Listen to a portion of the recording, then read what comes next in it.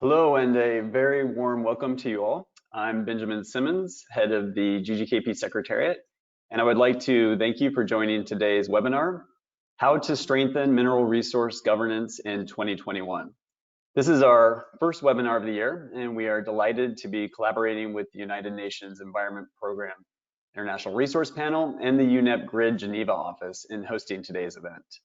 Before we get started, I would like to take a moment to introduce the Green Growth Knowledge Partnership. This is a global network of experts and organizations focused on providing the policy, business, and finance communities with a range of resources, guidance, data, and tools to help transition to an inclusive green economy.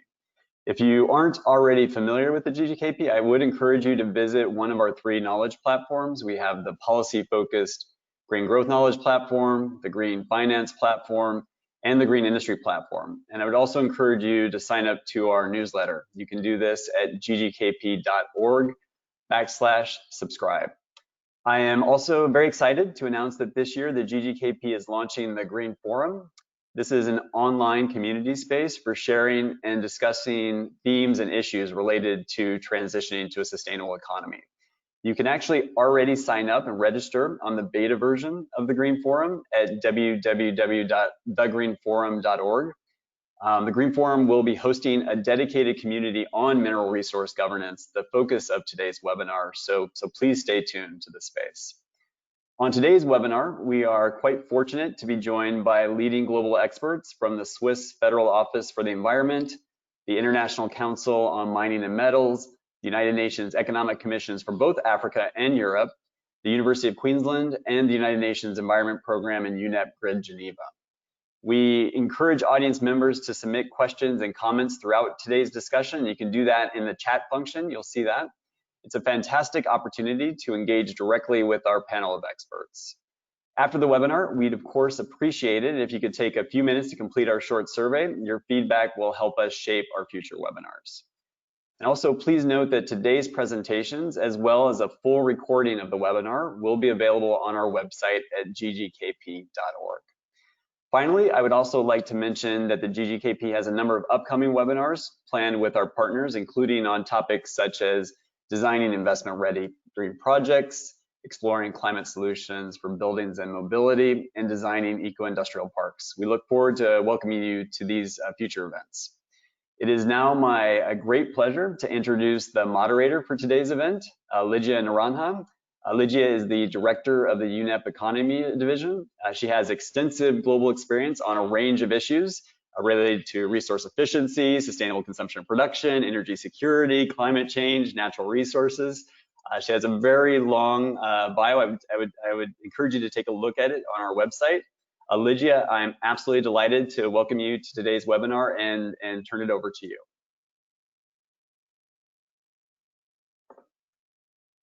Thank you very much, Ben. I hope you can hear me, right? We can. Excellent. So welcome to everyone on behalf of UNEP. We are delighted to have this webinar today, and very happy 2021 to all of you. I hope this year is a very safe and healthy year to everyone, and an extremely happy year, given the consequential year we've just ended.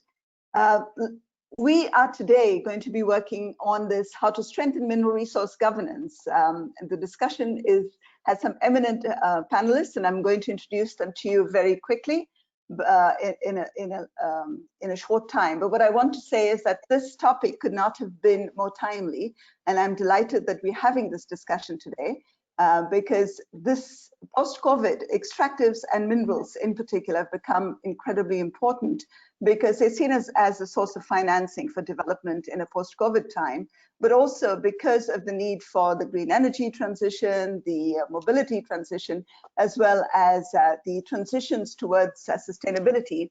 There is need for looking at ways in which one can look at minerals and ways to use minerals to promote sustainable development better. It's in the context that also the UN, led by the Deputy Secretary General, is having a series of roundtables, and we've already had 2 of them, and there's one tomorrow by the UNECE, also on issues around extractives and how extractives can be used to promote sustainable development.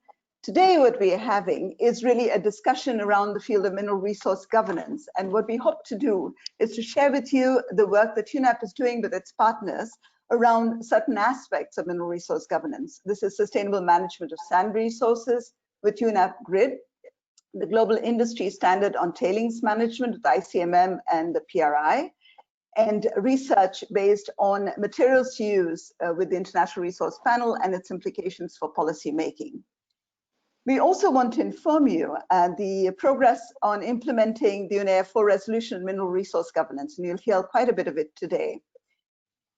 So some of the key actors and institutions that have partnered with us to address these issues over the last 3 years will be on this panel. We have the representatives of Switzerland, we have representatives of the ICMM, the IRP, the UNECE, UNEP GRID, and of course UNEP. PRI has been a key partner, but they're not on this call today, but they have been very important to our work. Now, it gives me great pleasure to invite Martine Ronbrossa, the head of Europe Trade and Development Cooperation Section and Deputy Head of International Affairs Division, the Swiss Federal Office for the Environment, to provide a brief statement on behalf of the Swiss Federal Office for the Environment. Martine, you're very welcome. Thank you very much, Ligia. Dear colleagues and friends, it's a great pleasure for me to be part today of this discussion. Switzerland, as many other countries, have been very involved in mineral resource governance discussion in the last year. And Switzerland supported different activities by UNEP, UNECE or OECD.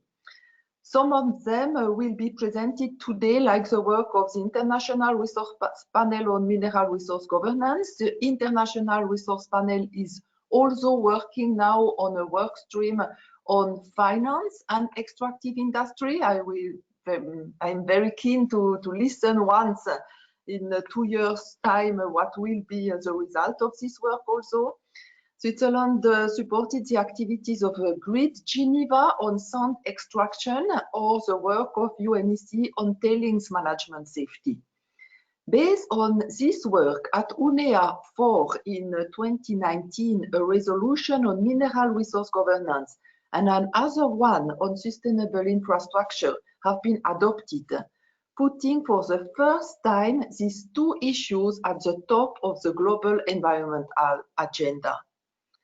In 2020, regional consultation took place to discuss the implementation of these resolutions and to discuss the next step. And today we will hear from UNEP and others that many options are possible to strengthen mineral resource governance, and some decisions could be taken at UNEA 5 in 2022.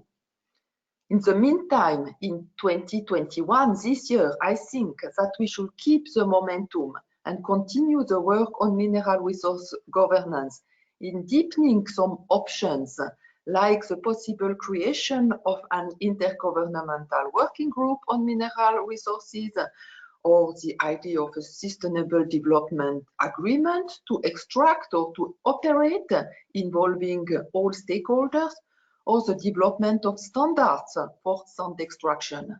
As example, in 2021, as you mentioned it, Ligia, the discussion on mineral resource governance is very timely, also in the context of the COVID crisis.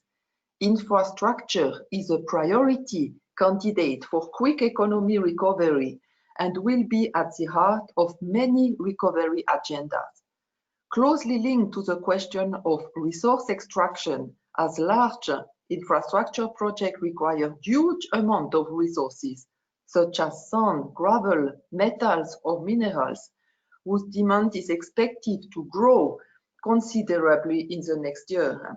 We speak for recycling, but recycling is very important, but it's only 1%. I think it's very, very small. So the sector will be demanded and challenging. This poses challenges for all countries, whether they extract resources or not, like Switzerland, as we are all dependent on mineral resources. It will be important to look at ways how to involve all stakeholders and provide the correct incentives to all actors along the value chain, from miners to traders, but also investors, producer and consumer to enable this sector to contribute to the SDGs. So I wish all of you a very interesting and inspiring discussion. Thank you so much. Thank you very much, Martine, for those very exciting words, and we look forward to seeing how this unfolds over the next 1 year.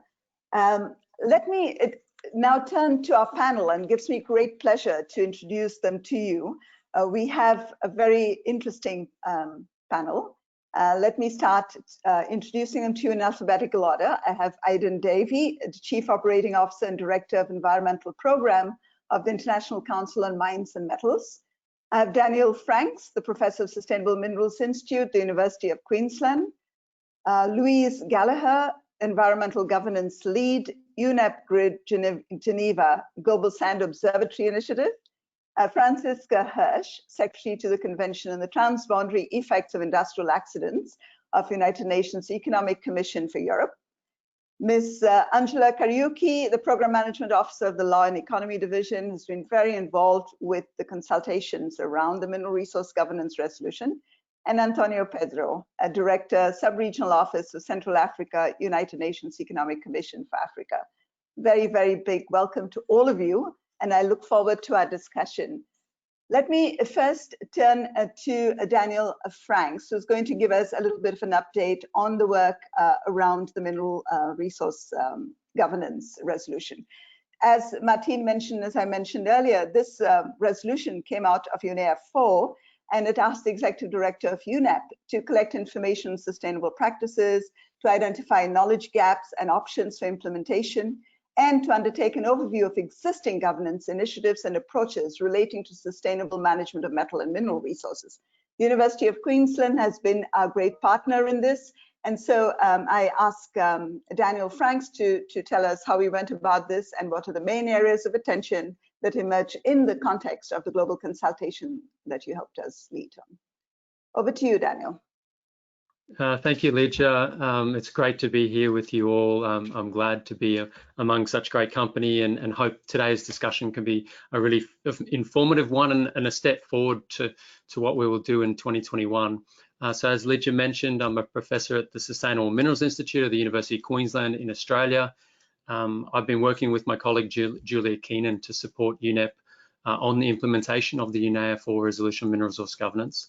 At the Sustainable Minerals Institute, our work is focused on developing knowledge solutions for the kind of big sustainability challenges that are posed by minerals extraction and use.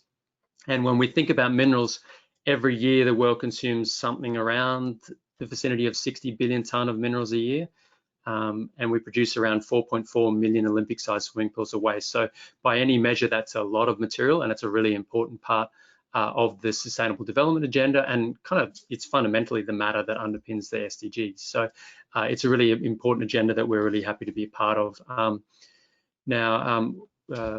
Through these sort of engagements that we've been doing at the Sustainable Minerals Institute with UNEP and I'm also involved in UNESCO's International Geosciences Program, and I've been a staff member of UNDP. We've come to support this UNEA implementation of UNEA 4, and that work, UNEA 4, was really built on work that UNEP's been doing around sand and tailings, but also the work that GRID-Geneva has been doing on sand, and the International Resources Panel has been doing on mineral resource governance more generally. Today, what I wanted to do was kind of share a brief overview of the implementation of the resolution to date. I've only got 10 minutes, so it will be very brief. There's lots more material that is available on the Green Growth Knowledge Platform website. There's a specific page dedicated to the UNEA resolution on mineral resource governance. But before I do, I wanted to kind of briefly acknowledge the global situation that we're in. We have two colleagues that are kind of heavily involved in mineral resource governance that have passed away as a result of COVID in the past few weeks. The first, Wilfred Lombe from Zambia. He was the first coordinator of AMDC, important figure in the development of the African Mineral Vision. My colleague Pedro is close colleagues of him, and he might say more about his impact on the sector. But most recently, over the past weekend, we lost another member of our community, Paul Msoma, He's a Malawian who worked for the African Mineral Development Centre. And our community will miss both of these important figures, and they're going to leave long legacies in our field. So I thought it's important to acknowledge their contributions to the continued work that we'll do. And as Martine mentioned, minerals are really important for the recovery of this pandemic. Currently, governments are really thinking about the immediate, the health of citizens, vaccine rollouts. But as Secretary General Guterres has argued, there's a really important role for building back better, and many states have kind of signaled an intention for infrastructure and mining-led recovery. So that really imparts on us the importance of taking the legacies of people like Paul and Wilfred and really investing our energy in making the world a better place through better mineral resource governance. So as Lydia mentioned, UNEA 4 resolution was adopted in February of 2019, supported and put forward by the governments of Mexico and Switzerland. And our role was really to implement, to collect the information on best practices, to identify knowledge gaps, to overview existing assessments of mineral resource governance, and to come up with kind of a strategy and pathway forward. Under the mandate of the UNEA resolution, we've held consultations around the world to obtain feedback from member states and other stakeholders on governance, understand the political landscape, understand regional needs, and specifically identify best practices, knowledge gaps, and governance options.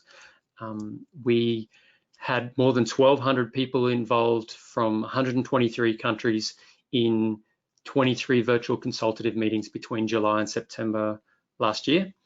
And we held them in partnership with UNEP's regional officers, who are really important for convening this very large group of stakeholders. We also received more than 100 written submissions from 61 countries, both in the form of kind of a survey that we put out, but also written responses to a discussion paper that we produced. So as you can tell, that's a very large body of information. Over coming weeks, you'll see on the GGKP website, we're going to be releasing minutes from each of the regions that were involved in those consultations, kind of consolidating all of that very large body of information. Over time, we'll also release a large report that will synthesize all of the findings. But you might be interested in a progress report that was submitted to the UNEA on the implementation of the resolution. So this is a report that the Secretary General, the United Nations Environment Programme submitted to UNEA. My colleague Julia, I think, is going to post details of that in the chat box for people to get a direct link. So I'll kind of give an overview of what we found in the consultations and the next steps. So we had participants of governments and stakeholders, and a wide sharing of kind of best practices, which was a really conducive environment for deepening cooperation on this topic. There's a bit of momentum in the space now, which I think is welcomed. A preference was expressed by the participants for distributed forms of resource governance that promote coherence and harmonization at varied scales. And that's linked to the work that International Resources Panel has been doing on kind of multi-scalar resource governance.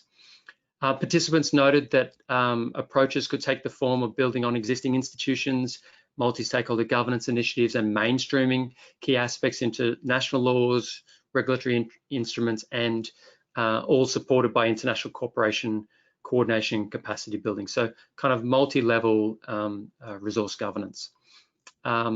There were some concerns about the existing forms of mineral resource governance, particularly capacity at all levels, from community to the international level across a whole range of themes.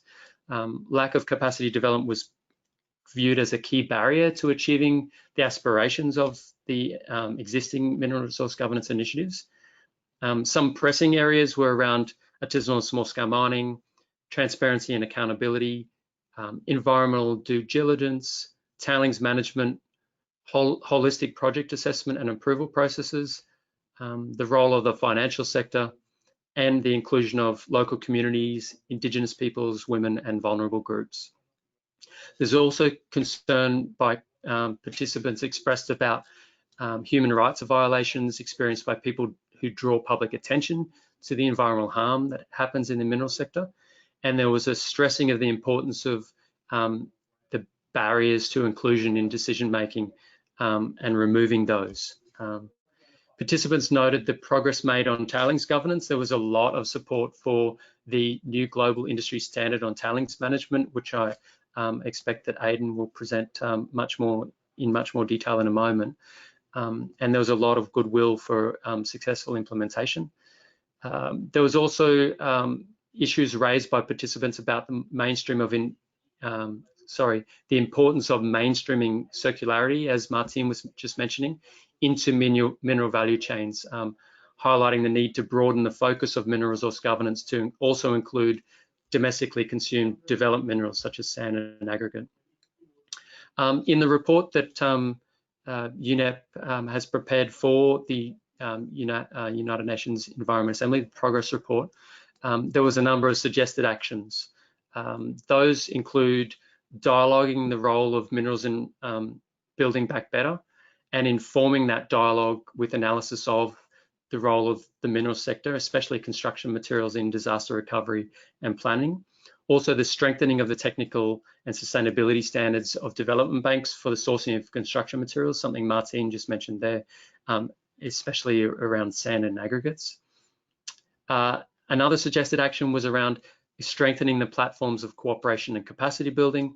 So the potential to have an intergovernmental working group on sustainable development of minerals and metals, and to expand and regionalize existing forums.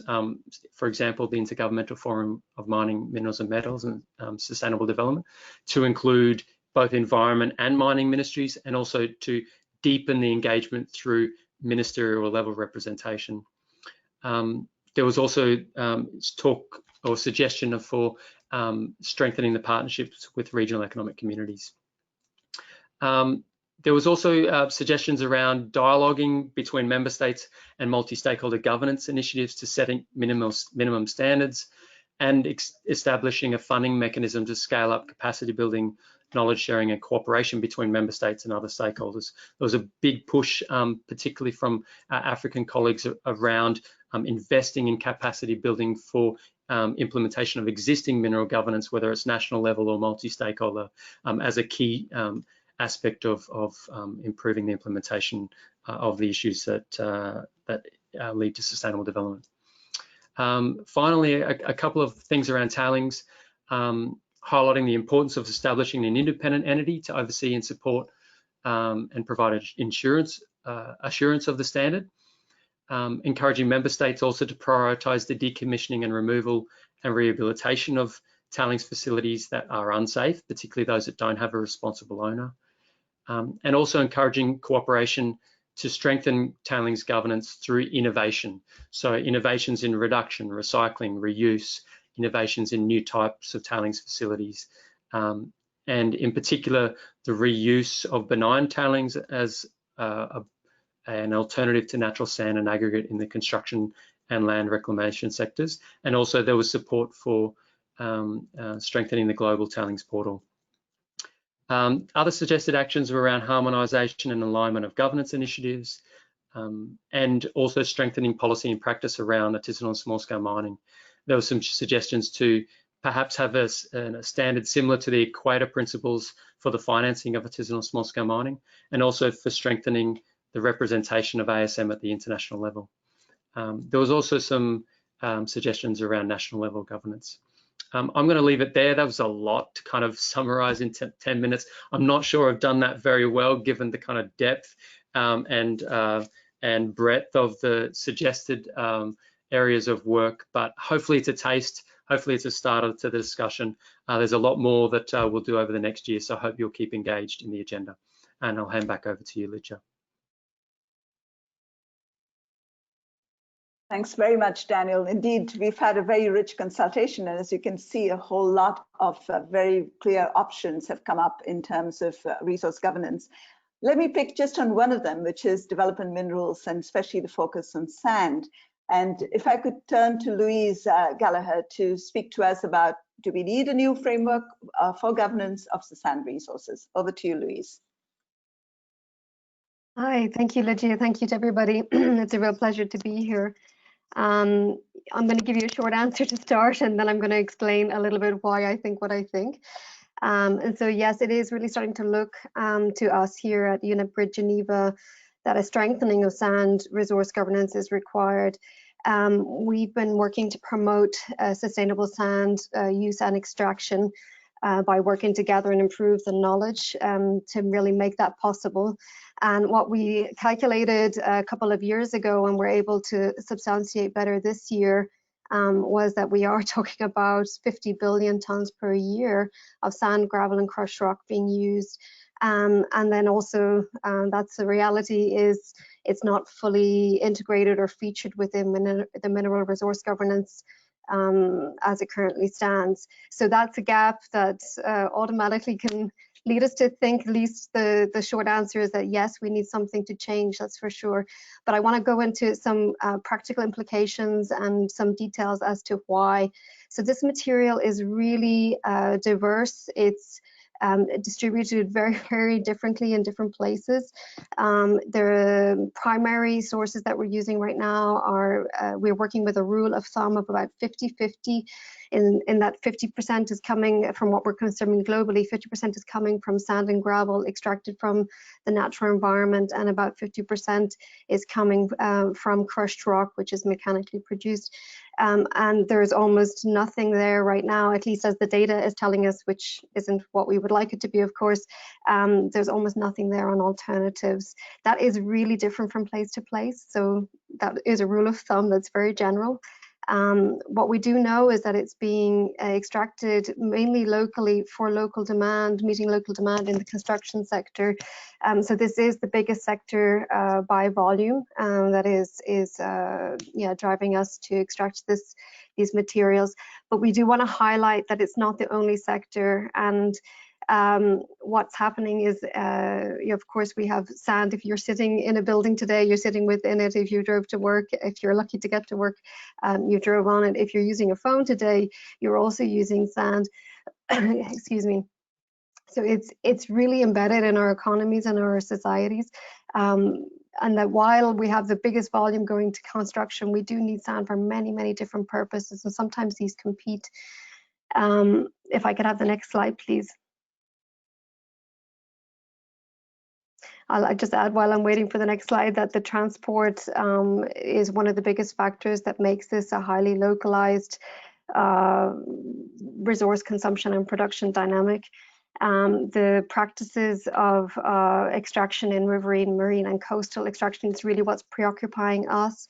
So while we have terrestrial sources, it's the extraction from these really dynamic environments with a varying degree of extractive practices, sometimes highly mechanized, highly industrialized, sometimes very artisanal.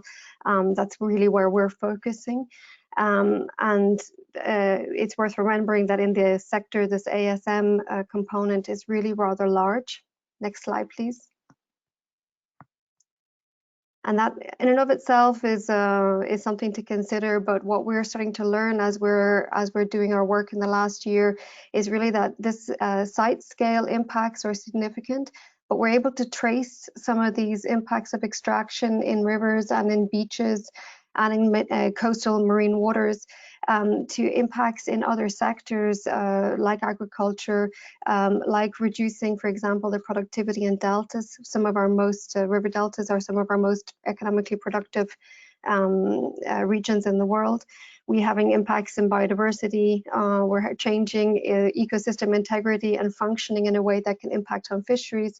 And ultimately, we're starting to understand this in the context of climate resilience and how, when we have reduced materials flowing into our coastal areas, we're also diminishing our abilities for managing our coastal zones in a way that is ready for climate impacts. Next slide, please. Sorry, yeah, just to add, of course, that Martine mentioned and Daniel has reiterated that while those impacts were already concerning us before the COVID recovery planning, they're starting to accelerate in our understanding now because of the investments that post-COVID recovery are putting into meeting this really real need for infrastructure. So 75% of the infrastructure that we think we need by 2025 doesn't exist yet. And so what this really all adds up to is that sand is a resource nexus that is touching upon so many different aspects of our economies and how we're living and how we're going to develop in future. So mineral resource governance is definitely part and a critical part of a just transition to sustainable development. But for us, sand is really sitting at the heart of that, but without actually being seen, without actually being visible in the current resource governance setup. If I could have the next slide, please, Jessica. So this is the slide I'd like to show to give you a sense of like all the different elements that even just at global level are coming together or not coming together as they should really when it comes to sand. So we're talking about, of course, the mineral extractions, regulations and standards, but we also have to talk about building standards and technical standards that designate what material actually is sand. We have to think about rivers, transboundary rivers, as well as national rivers. We have to think about coastal zone management. And right now it's a hodgepodge, it's a patchy mix without a red thread that is bringing sand into focus for us, both horizontally at the global level and as Daniel mentioned, also vertically down through the national level to regional level, national level and subnational level. So we're missing our focus here when it comes to sand. And that focus is that missing focus is actually allowing us to tell a story about sand that just isn't true anymore. We've been telling ourselves that sand is cheap and available and free and everywhere. It's no problem. It's renewable. And the reality is that's true on geological timeframes, but not on human timeframes, and not certainly in the timeframes that we need for making our change for sustainable development. So if we need a strengthening of sand governance, what that new framework would look like, or a strengthening of the existing structures would look like, is really something that allows us to change not just the story of sand, but the nature of the game that we're playing with this material. So to take it from that old story into a new one about this being a strategic resource that really needs to be minded. I think the good news, if I could just move to the last slide, is that we have some inkling about how to do this already. So we've mentioned sustainable infrastructure a lot on the panel already, and we've just begun. I think from where we are at today, that is the focus we need to keep our eye on. That could be the red thread that, for at least as we are seeing it, could bring sand into focus in mineral resource governance. As well as the sustainable cities agendas, I've been quite interested in this idea of material banks that cities could be and perceived as being, you know, a source of alternative materials, essentially.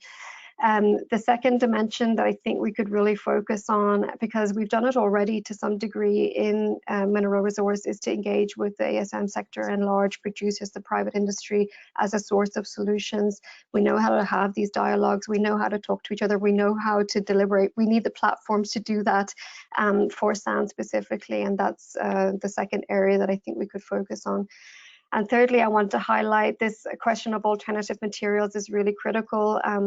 We have some experimentation going on with desert sand being a potential source. We have some experimentation and innovation with alternative materials like waste boundary sand is the second image you've seen here, and mine tailings, which I wanted to highlight, not least because Aidan and Franziska are on the call here today, but also because with Daniel, we're starting to work on mine tailings as a potential alternative material at scale, and that's really what I want to emphasize here. One of those conditions for alternatives to really start to displace some of the sand that we really shouldn't be taking from the natural environment, it's going to require some scaled innovation, not just coming up with lots of new materials.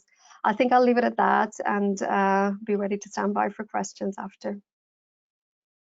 Thanks very much, Louise. That was really rich, and you know, we see that the nexus issues and the need for system-wide actions here in order to be able to do something, but it also highlights the importance of distributed level of governance that is required and capacity building to be able to handle the scope of this problem at various levels.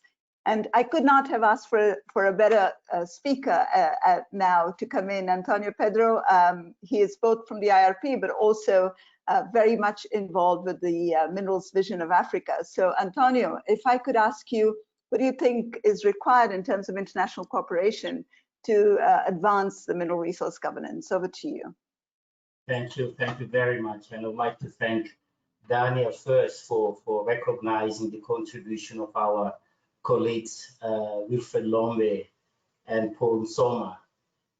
Indeed, the job that, or the issues that we are discussing here today were at the core of many of years of those fallen colleagues. And it just shows how complex the matter is. And as you've indicated, this is really about the nexus issues. How can we connect the dots from the small-scale mining up to the larger investors community that somehow dictates the path of the industry? And so with my talk today, and also the case that Louise had illustrated earlier with sand, the forgotten materials, this is part of what we need to fix. And this is why a conversation on mineral resources governance today becomes very important.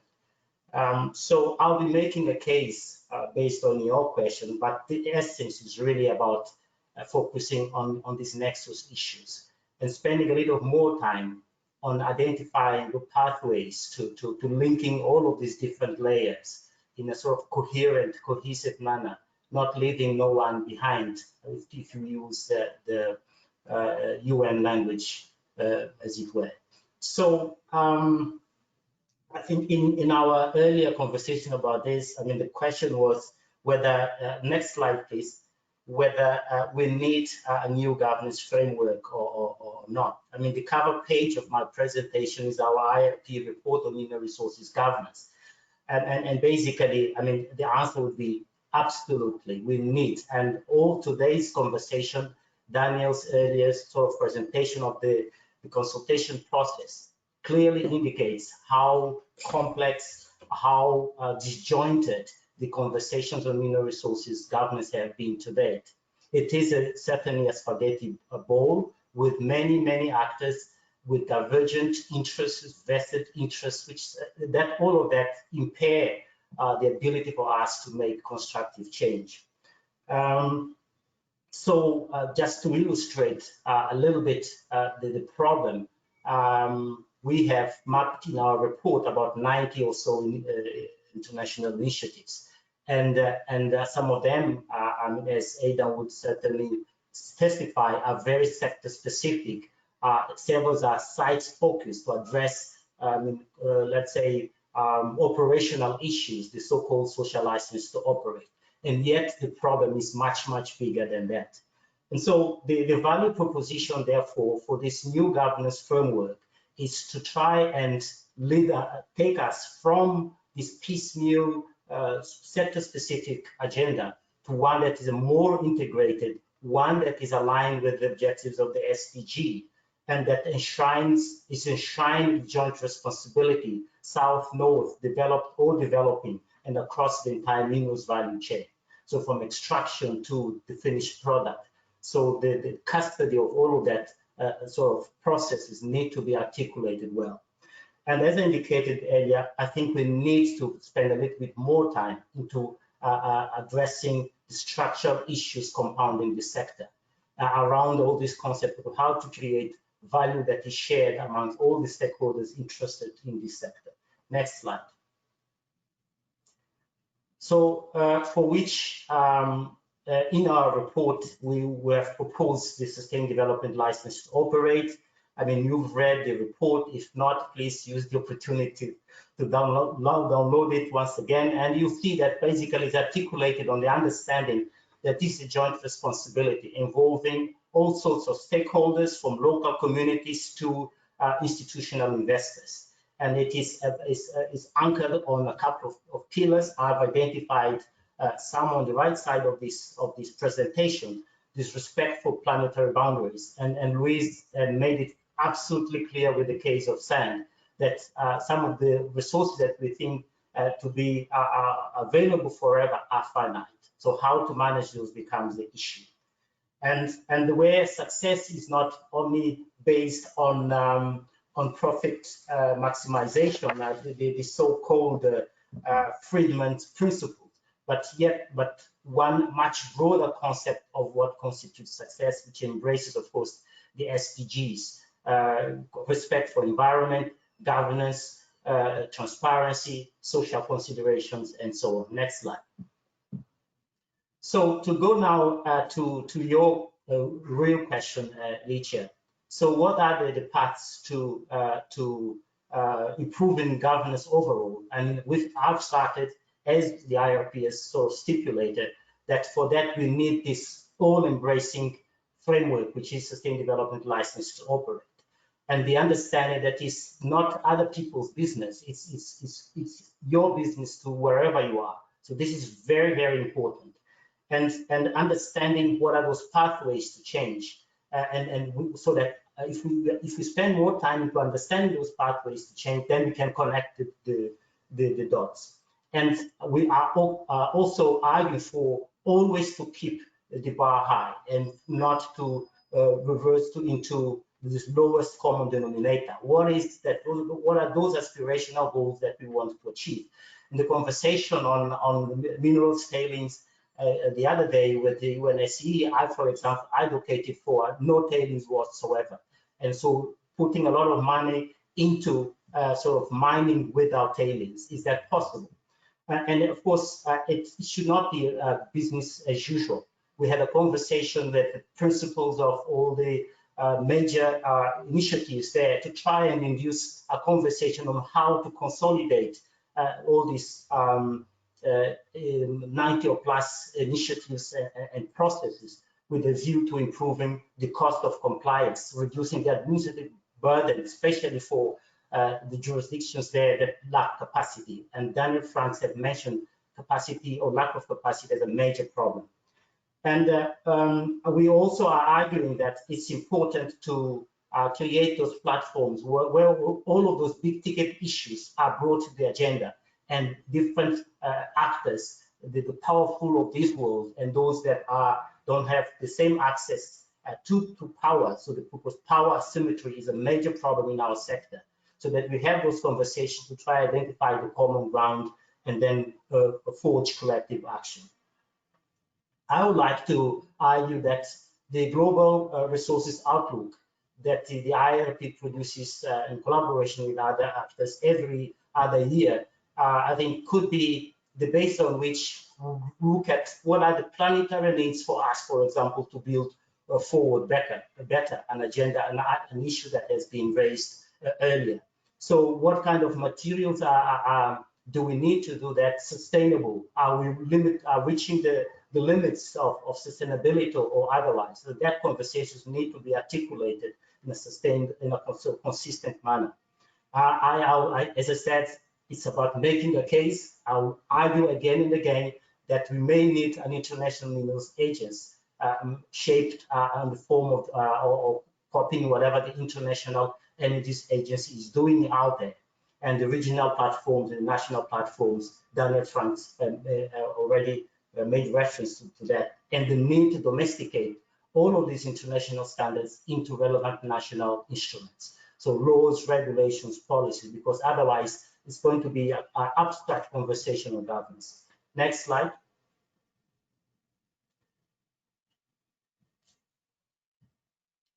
So, well, this basically makes it obvious why we need a framework that encompasses all of these different layers and issues, how to promote decoupling without leaving resource-dependent developing countries increasingly poor.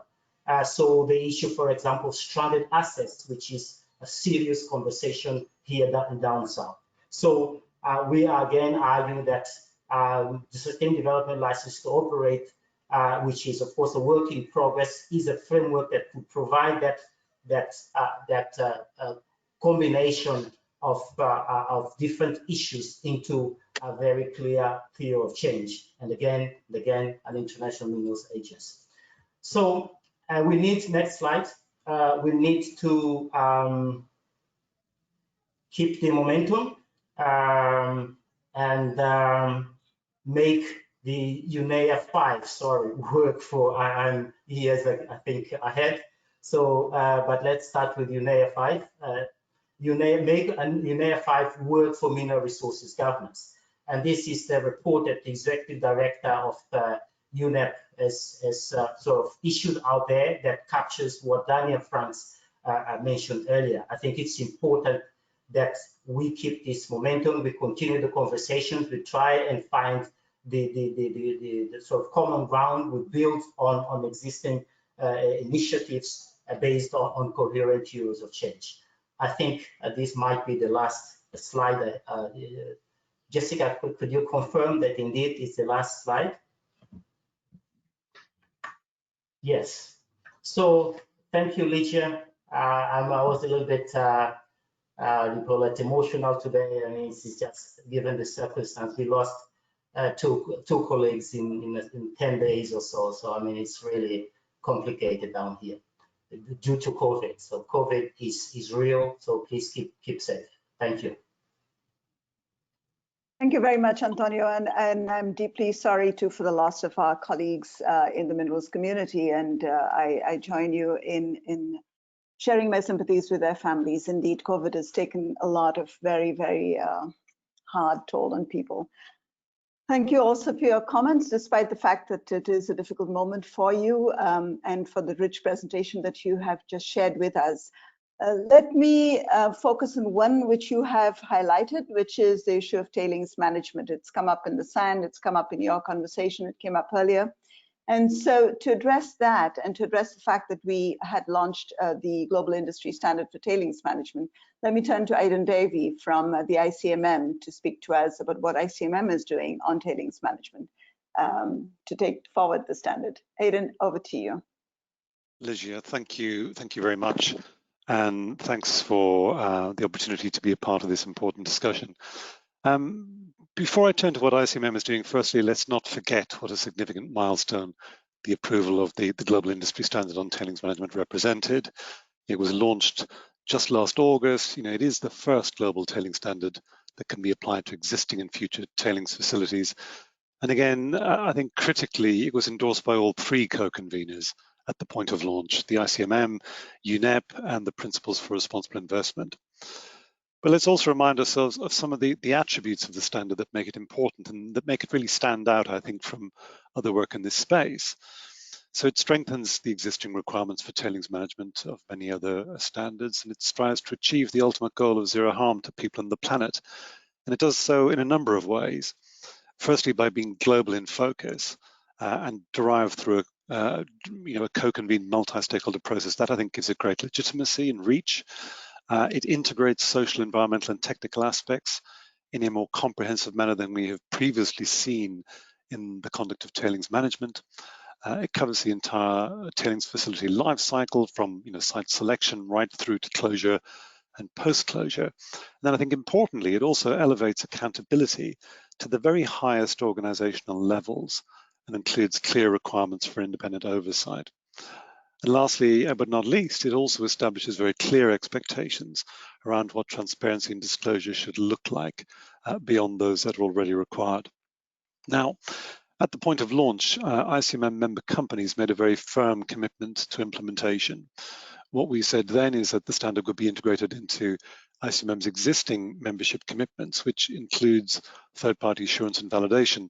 And if you look at the membership requirements and supporting documentation on ICMM's website, you'll see that that's already happened. Secondly, and probably most importantly, we've signaled that all facilities with extreme or very high potential consequences will be in conformance with the standard within 3 years of its launch date, and all other facilities within 5 years. And to put that in context, we may only have 27 member companies, but collectively they operate somewhere in the vicinity of 1,100 tailing storage facilities. So this will take the responsible management of tailing storage facilities to scale. Now, recognizing that progressive commitment at the point of launch, coupled with the ambitious timeframe that members have committed to, we've been very focused on advancing progress on, or indeed initiating work on 2 supporting pieces of work. The first is to complete work that was already underway on a tailings management good practice guide. That's been refined and further updated to ensure that it is consistent with the standard. And what that tailings management good practice guide seeks to do is to provide guidance to operators of tailings storage facilities that firstly supports the implementation of good governance and engineering practices for tailings management across the life cycle. And it does that by the adoption of a performance-based risk-informed approach where appropriate.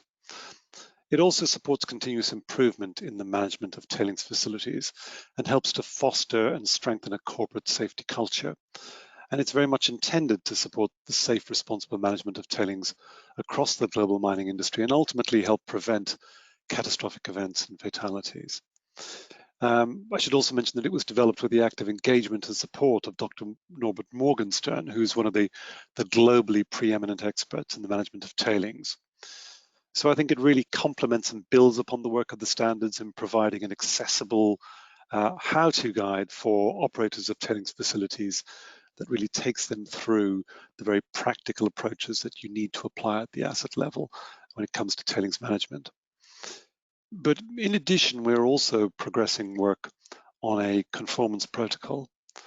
And what the conformance protocol is designed to do is really to ensure the integration of the standard into ICMM's existing assurance processes for its member commitments.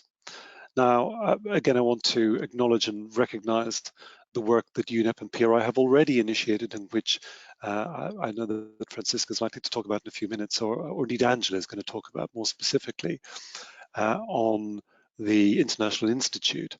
And I think that's laudable, but equally, I think that may take some time. And I think what we have within ICMM and our membership is an imperative to have something in hand in the short term that members can have easy reach to. And the intention is that that will support either self-assessments or independent third-party assessments of progress with implementing the standard. It will detail very clearly and concisely the evidence that auditors would expect to see in order for implementation progress against the standard to be assessed. And that will include interpretive notes as appropriate. And the intention is that this isn't just a resource that's accessible to company members. It should be publicly accessible, and it can either be used by companies for self-assessment purposes or suitably qualified independent third parties when it comes to having an independent perspective on whether or not the standard is indeed being implemented. And obviously it will map very closely to the standard and its 77 requirements. We hope and expect that it will be a valuable resource to that International Institute once established when it comes to its deliberations on the whole question of conformance. We have an ambitious timeline on both these pieces of work because clearly the clock is already ticking on implementation of the standard. Our intention is to complete both pieces of work by the end of this first quarter in 2021 with a view to publication in early Q2. Let me stop there though, and I'm happy to take questions should time permit later on.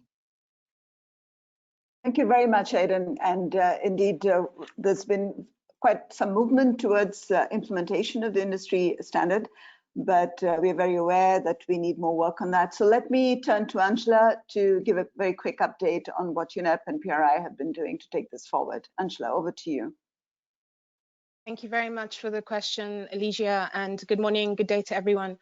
In terms of the follow-up, the next step to support the global tailings standard is to begin the work to establish an independent international institution that will oversee the global implementation of the standard. So to operationalize this, just a month ago on the 18th of December, UNEP, together with co-conveners of the Global Tailings Standard, the Principles for Responsible Investment, the Church of England Pensions Board, and the Council on Ethics of the Swedish National Pension Funds, announced a partnership to create this independent international institute to support the implementation of the standard. Essentially, the institute is meant to be self-sustaining, and this also follows a recommendation that was made by Dr. Bruno Oberle, who acted as the independent chair of the Global Tailings Review. And he made this recommendation in Towards Zero Harm, which is a compendium of papers that's been prepared for the Global Tailings Review. The compendium is already available online, and we can circulate the link to all participants for further reading. So the independent institute that will be established is meant to independently certify company compliance with the standard, to report assessment outcomes into the public domain, to act as a knowledge hub of best practice, and to oversee the evaluation of the standard. It's also meant to be a single data repository for standard disclosure requirements on tailings. It's also hoped that this institute will reflect the multi-stakeholder process that was achieved in the development of the standard itself, in order to ensure the highest levels of transparency, as well as an identifiable degree of independence from the mining industry. As part of the partnership, a senior consultant is currently being recruited to help lead the process of establishing the institute. As Aidan has mentioned, I think the development and the launch of the standard on tailings management has been an important milestone towards the ambition of zero harm to people and the environment from tailings facilities. We look forward to the broad implementation of the standard, which also echoes what Professor Daniel Franks said in terms of the feedback that we heard from participants in the consultations on UNEA Resolution 419.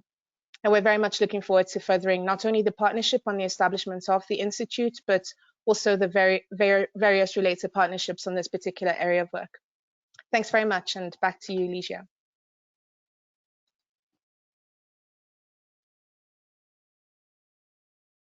Done. Can you hear me? We're not yet done with tailings management, so let me turn to UNECE, represented here by Franziska Hirsch, who's going to also speak about tailings management in the UNECE.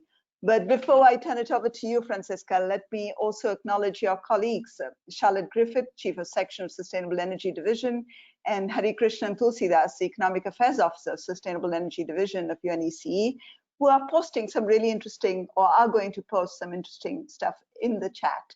So Franziska, over to you. Thank you very much, Ligia. Good morning, everyone. Good afternoon, wherever you are around the globe. And thank you also for highlighting the breadth of our work at UNECE in the area of mineral resource governance. Now, I will be speaking about mine tailings specifically and what we are doing towards the mine tailings agenda, showcasing several highlights. Now, we've been working in this field over the past 20 years, ever since the entry into force of the Industrial Accidents Convention, which I represent. If I can have the first slide, please, to show you that already in 2006, the Joint Expert Group on Water and Industrial Accidents developed safety guidelines and good practices for tailings management facilities, which were later on endorsed by the governing bodies of both the Industrial Accidents and the Water Convention. Now, in 2013, a related methodology was developed to support their implementation by the German Environment Agency. And ever since then, through different capacity building projects, have the guidelines been implemented, and in fact, over 1,000 TMFs mapped throughout the region. Now, next slide, please. Most recently, I'd like to inform you that at the last meeting of the Conference of the Parties of the Industrial Accidents Convention in December last year, parties decided to step up their commitments by taking Decision 2021 on strengthening mine tailing safety in the UNECE region and beyond. Now, in this decision, they recognized the urgency to act against the background of broadly 4 development, which I'd like to briefly highlight in the following. Next slide, please. Now, first of all, the increasing severity of the consequences of accidents in the past 3 decades, which has been highlighted in studies such as the UNEP GRID-Geneva report, which has been a background to this consultation. And the tragic dam failure in Brumadinho, which triggered the development of the global industry standard, has been a tragic reminder in that respect of the vast consequences. Now, on this slide, you see the 5 miles of destruction the red mud flow has caused. Next slide, please, which in fact flowed over the village, the entire countryside, and caused the tragic death of over 250 persons. Now, next slide, please. On this slide, I want to highlight to you the second issue which the parties have taken into account, which is the vast transboundary pollution which can be caused by tailings failures. And here you see the results of an accident which occurred in Ridder in Kazakhstan back in 2016, which resulted in vast transboundary pollution, and this concrete looking like pollution contaminated with cyanide, zinc, and other metals traveled more than 1,000 kilometers downstream into the Russian Federation. Next slide, please. Climate change represents an additional risk for TMFs, including both increases in extreme weather events like floods, earthquakes, which can cause overflows or breaks, or slow onset climate events such as melting permafrost, which can lead to structural weakening. Now here you see the impacts of the breaking of the widely known accident in Baia Mare in Romania, which was later termed Europe's worst environmental disaster following Chernobyl. Now, this accident occurred in 2000 due to a combination of heavy rainfall and snowfall, together with unforeseen operating conditions and poor construction. Now, the results of the accident have led to a wiping out of fish stocks along the Danube and its tributaries across several riparian countries. Now, next slide, please. The expected increase in mineral resource extraction over the coming decades. It's been alluded to already in the beginning. And here I'd like to show you a graph from a recent World Bank report, which projects a 450% increase by 2050 in order to produce the clean energy technology to be able to limit global temperature rise to 2 degrees and meet the Paris commitments. Now, an increase in mineral resources goes hand in hand with an increase of hazardous waste being generated, which needs to be stored in more and more tailings. Safety must thus become a priority, and we cannot continue business as usual. Now, it is against this background that parties to the Industrial Accidents Convention have decided to step up their actions and to take specific commitments to strengthen safety. First of all, and on the next slide, please. First of all, parties have agreed to strengthen interinstitutional cooperation at the national level and also across borders, keeping in mind the vast transboundary consequences tailings failures can have. Now, countries in Central Asia have been making progress in this respect with the support of UNECE in the framework of a project financed by the Swiss Federal Office for the Environment. Next slide. Secondly, parties have agreed to review their legislation and policies against international good practice and to work towards setting a standard to implement, to allow for its subsequent implementation then nationally and also across borders. And to that effect, they have recommended using UNECE safety guidelines and the related methodology in order to achieve the harmonized application across the region. And they have also invited countries beyond the region to consider doing the same.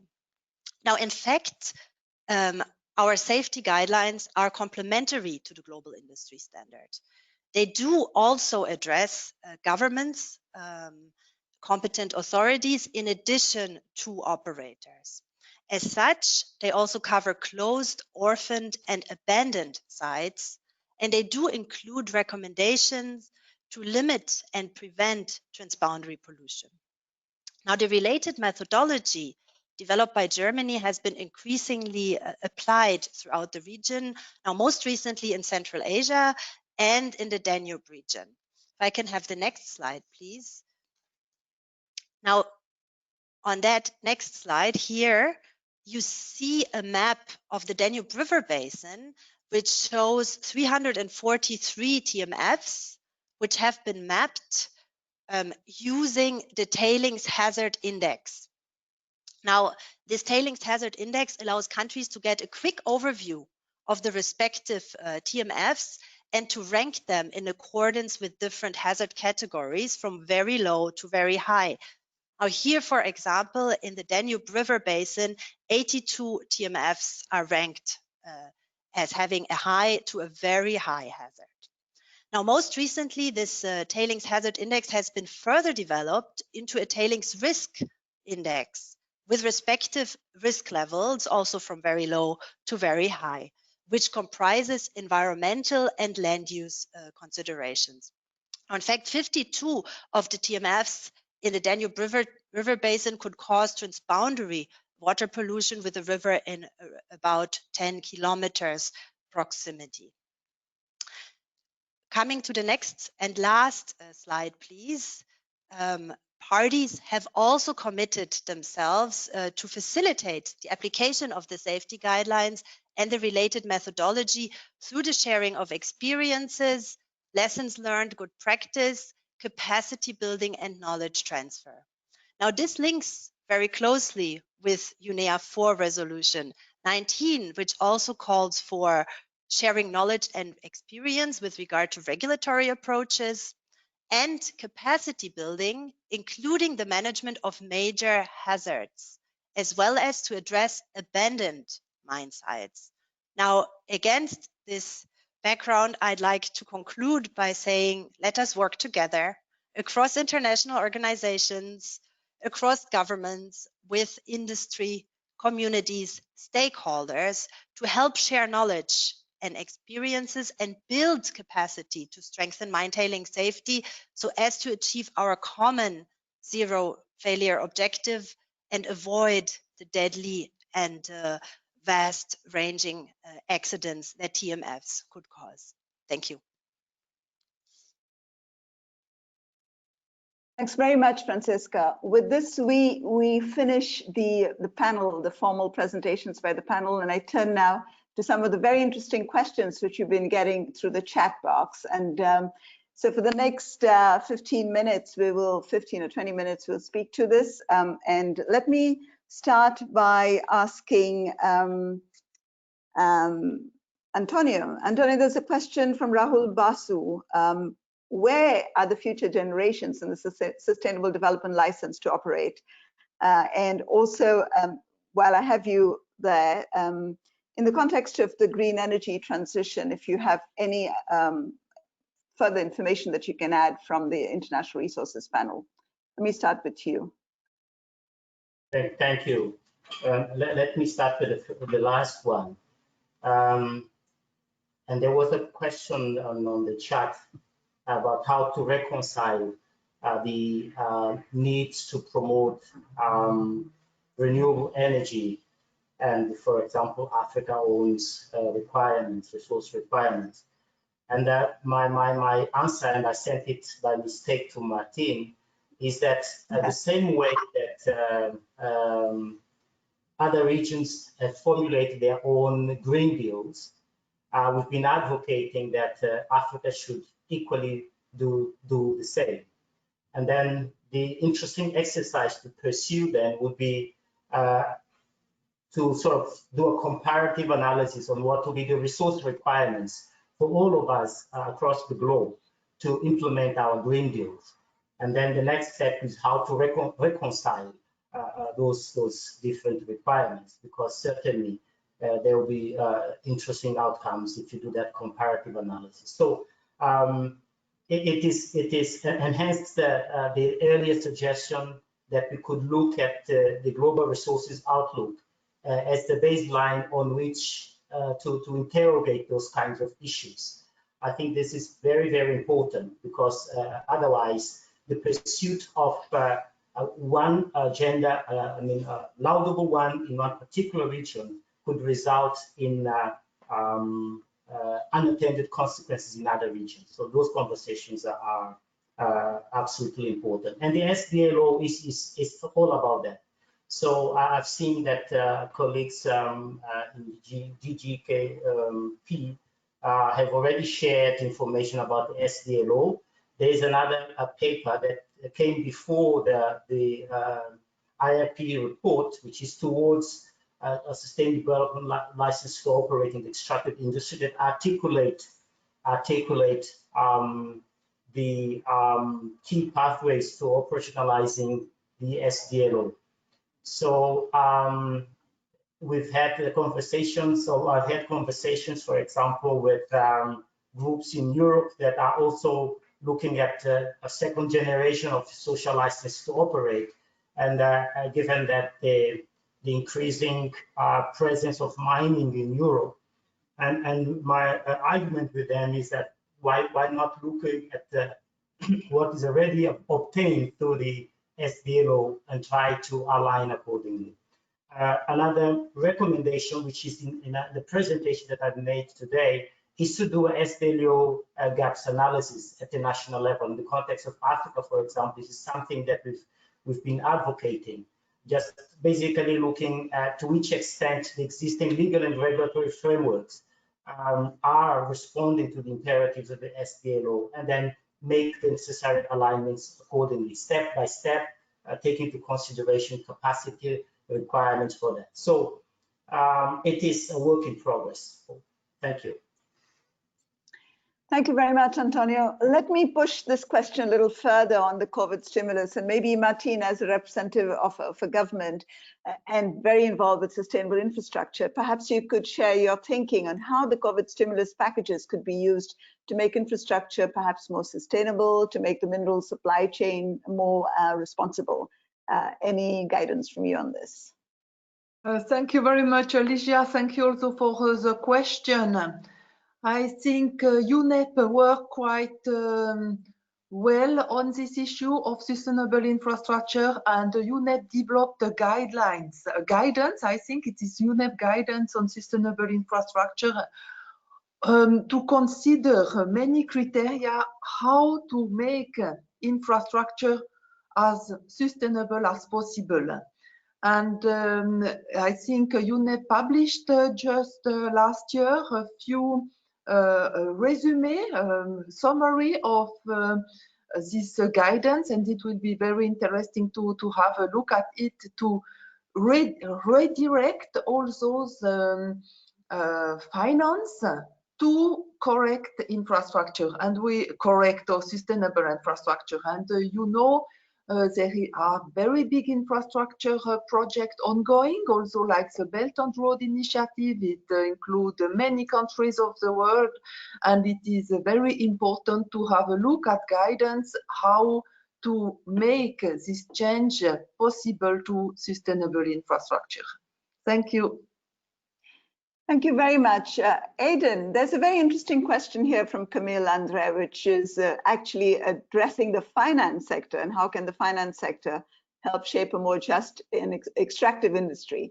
And could you, from your side, from the industry, minerals industry side, say what is it that you would need from the finance sector to help make it more sustainable? ICMM, after all, is a body that is trying to push and align the industry with sustainability. So any thoughts from you? Yeah, thanks, Ligia. I guess if I, maybe to summarize in a nutshell, I mean, I think what it needs to perhaps do is become more discerning when it comes to the allocation of capital. And, you know, I think if we look back over the last decade, and certainly since PRI came into being in 2006, we have seen an explosion in terms of the amount of capital that's at least nominally allocated to socially responsible investment. But I think that needs to go much deeper than many of the efforts that are currently out there within the finance industry in terms of the extent to which environmental, social, and governance factors are truly taken into account in the investment decision-making process. So I think that that's certainly an area, and we've seen leadership from some organizations, and again, I pay tribute to our partners in PRI, both from the Swedish Ethical Council and Church of England, who've I think demonstrated real leadership in this space. I think one of the things it takes to be more discerning in the allocation of capital is to really be very upfront about the extent to which environmental, social, and governance factors are a material consideration in the investment decision-making process. And to be, again, I think we need to see greater transparency on that from the finance sector. I think something else they can do, though, is to be much more engaged with the companies they invest in. And they have a very strong engagement mandate. It's one of the principles for responsible investment that they must do engagement. But I think sometimes that engagement is perhaps rather loosely defined. And I think they have the ability to engage specifically and fairly forensically on key issues that they expect to see companies in the mining sector addressing in order for them to attract investment. So for example, I would like to see the finance industry being much more assertive about the need for mining companies to make a firm commitment to the implementation of the global industry standard on tailings management in order for them to attract investment or to retain investment. And so that's not to say that you expect to see divestment immediately if companies haven't yet implemented the standard, but you want to see a pathway to implementation of investment in the same way that I think we've seen some leadership from a number of players in the finance sector around the expectation of a pathway to net zero in the carbon space. So we've seen some great work from that sector. We've seen some leadership from that sector. I think we need to see a slightly more serious and more widespread engagement from the finance sector overall, specifically on what it takes to attract their capital and particularly what it means for them to direct their capital towards responsible mining investments. Thanks very much. That was really helpful. I see another question here from Justin Guo, and this is about artisanal and small-scale mining, and it continues to be an area of concern. Daniel, I know we didn't have enough time to go through all that you had from the consultations. Did anything emerge from the consultations which would shed light on this? And is there anything, given the importance of the sector and given the actual level of impact that they can also have apart from the large mines, could there be any way in which you could connect this with finance? We seem to always think of finance with the big miners. Is there any way we can connect to the small scale and artisanal mining? Over to you. Yeah, thank you, Ligia. A huge topic and huge question, but really one that I'm very passionate about, so happy to contribute on it. If you can imagine the amount of people that are involved in artisanal and small-scale mining in the countries of the world, particularly in Africa, Asia Pacific, and Latin America, it is a huge number. It is probably more than 100 million. And when we look at the different attempts to quantify the number of artisanal small-scale miners, most of those attempts have excluded or not counted any artisanal and small-scale miners that are involved in sand mining or crushed stone or industrial minerals and construction materials. So you can imagine that number is probably even bigger. So the diversity of practices in artisanal small-scale mining is also huge. You've got examples of artisanal gold mining in very forested areas of the Amazon basin that is causing deforestation and pollution of mercury downstream, all the way through to very benign impacts of small-scale quarry workers in India that wouldn't have a large impact on surrounding environments, but yet have quite a lot of challenges around the presence of children on mine sites, the access to markets, etc. So the gamut of different issues across artisanal small-scale mining and the diversity of practice is huge across the world. So it is a massive task to address in a governance framework way. The kind of main things that came out of the consultations, the need for capacity building, there's quite a lot now of support and interest in the international community available on artisanal small-scale mining, and a lot of understanding of good practice. There's plenty of mine sites that are doing great things. I know of, for example, a mine site in Tanzania that has it's a cooperative of small-scale miners that has a maternity leave policy. So kind of the forward thinking of that small-scale mining cooperative, that they would put in place a support mechanism for the female workers on site to have maternity leave is kind of something that we don't expect in that space, right? So there's an amazing array of practice. There's lots of material out there and lots of programs that UNEP, UNDP, IGF, GIZ are running capacity building around ASM. The challenge is really to scale it up. And so, Ligia, when you mentioned the opportunities for alternative finance, I'm thinking that the nexus between capacity building and training on enterprise skills, on access to financial instruments can be linked. so that investors can be confident that the practices that they're investing in are sustainable practices, right? So the Equator Principles has been a leading instrument for large-scale mining to align investment to sustainable development practice. Is there not a possibility to do that at the artisanal and small-scale mining scale? And that is one of the suggestions that the report of the executive director made around UNEA. There are some precedents. When I was working at UNDP, we partnered with Africa Guarantee Fund to create a situation where the Africa Guarantee Fund would provide guarantees so that private sector institutions could then lend to artisanal and small-scale miners.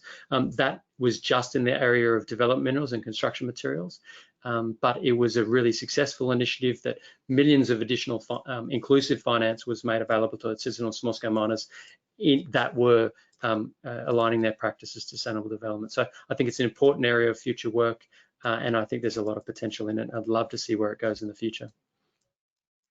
Great, and I'm just wondering if that could connect very well, Louise, with the idea of alternatives to sand.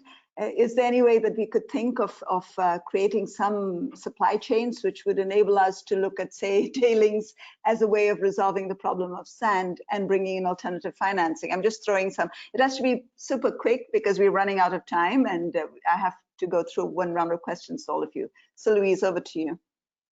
Yeah, I'll just quickly say that's one of the big questions for us this year. You know, we are really interested in the potential of solving some of the problems that Franziska was mentioning, as well as Aidan, while solving some of the problems that we face with sustainable sourcing of alternatives at a scale that's really interesting.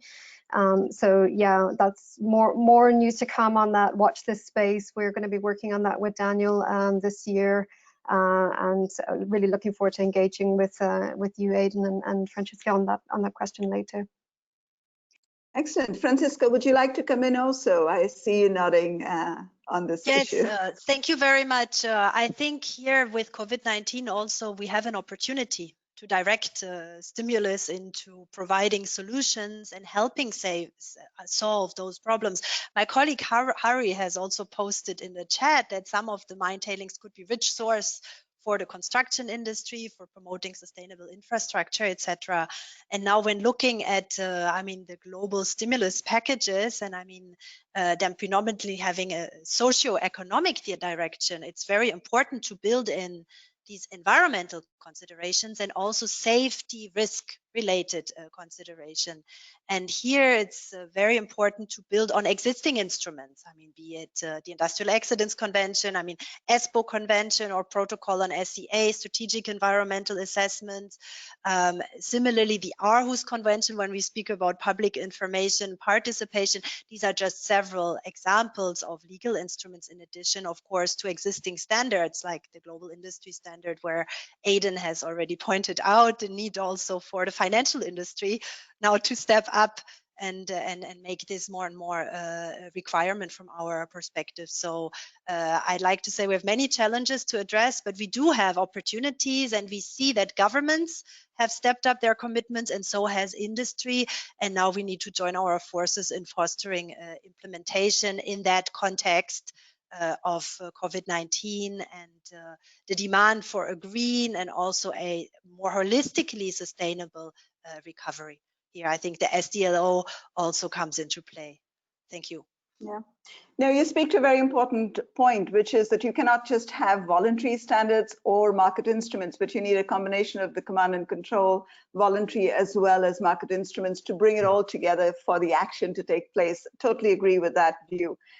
Colleagues, we've reached almost the end, but I wanted to spend a little time on getting your take on the most important action that we should take in 2021 to push for improved mineral resource governance. Let me start with Aidan.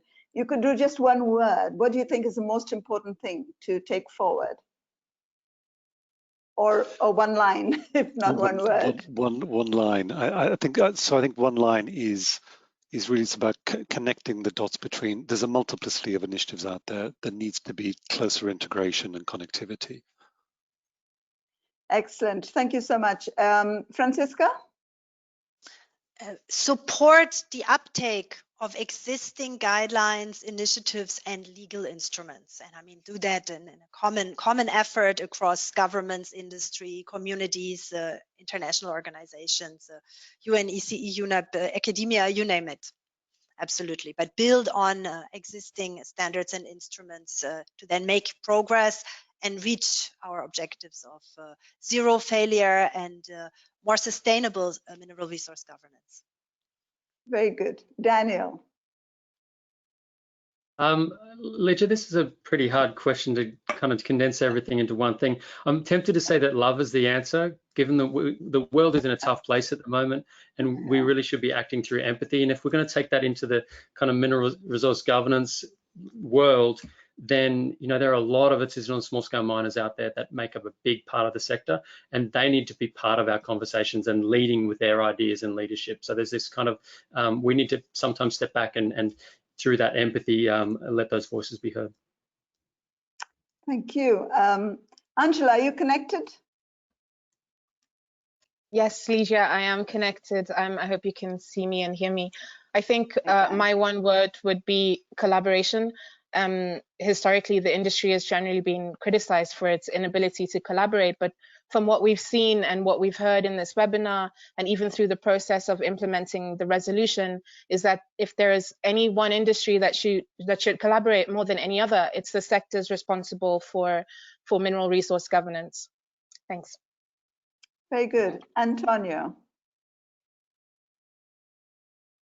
Thank you. I would argue that let's keep the aspirations high, bar high, and then invest with on the political process to get the outcomes at that high level. After all, I mean, 2021 is expected to be a year where we're going to go back to multilateralism, and I think we should invest in that to try and get better outcomes. I think there is a lot of minimalist approach to this. I think we can aspire for more and be more ambitious, but it requires investment. Very good. Louise? Well, I'm going to build on some of the words of collaboration, integration and love, and add a specific plea to think about biodiversity as we reach out to collaborate and connect. This is the year of biodiversity. You might know me as a sand person, but I worked in biodiversity for quite some time. And I see that scale of ecosystem thinking kind of missing, in fact, within a lot of the conversation that I've become exposed to on mineral resource governance. And biodiversity folks have that, they have that in spades. And this is the year for biodiversity, so we should join that conversation as much as we can. Indeed. Martin, let me give you the final word as the representative of a country, and a country which is very much focused on multilateralism, as Antonio said. So over to you. Thank you so much. It was very inspiring discussion, a lot of also information in the chat, and I will be happy also to continue some discussion on bilateral level. Sometimes I think 2021 is an very important year. We heard that during our discussion. UNEA 5 in 2022 should continue the discussion. You will publish some report until that date, but we should not lose the momentum. This year we still have a lot of to do. We have to take the two reports, short report by UNEP on mineral resource governance as well as on sustainable infrastructure. Look at them, also some report on sustainable consumption and production life cycle, and deepen some proposed option in this year. And what I will repeat is to think, does it make sense to have an intergovernmental working group to discuss some option?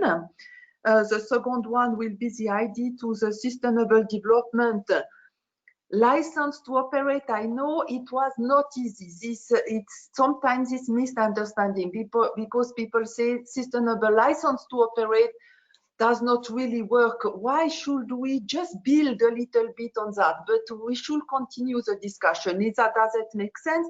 Do we just need another word like sustainable development agreement to extract involving all stakeholders, for example? And the third one will be the development of standard for sand extraction. We heard it could be very interesting to go in this direction, also involving tailings management, because it is always also strong linked, tailings management and sand. So, and what all others said, we should continue the discussion all together, because to build on all initiative and work done to really be stronger going to UNEA 5, and UNEA 5 will not be it will be the beginning of further discussion and perhaps a framework discussion. Thank you so much. Thank you, Martine, and thank you, panelists. It's obvious that the next year our focus needs to be on more responsible mining, not just from the mineral sector, not just from the industry, but across the mineral chain, the supply chain. So that takes us from the producers to the consumers, but also all the other in between. And so we come to the end of this webinar, and I have great pleasure in closing it by thanking the Government of Switzerland for all your support, Martine, to the GGKP for hosting us, and for all of you panelists for speaking at this session. But most importantly, to everyone who's connected and has spent a good hour and a half on this. I hope it was useful to you, and I hope we can take some important messages. We keep growing in this sphere. It's an important moment for more responsible mineral resources governance in the context of sustainable development. Thank you very much, and bye-bye, and have a great afternoon, everyone. Jessica, over to you.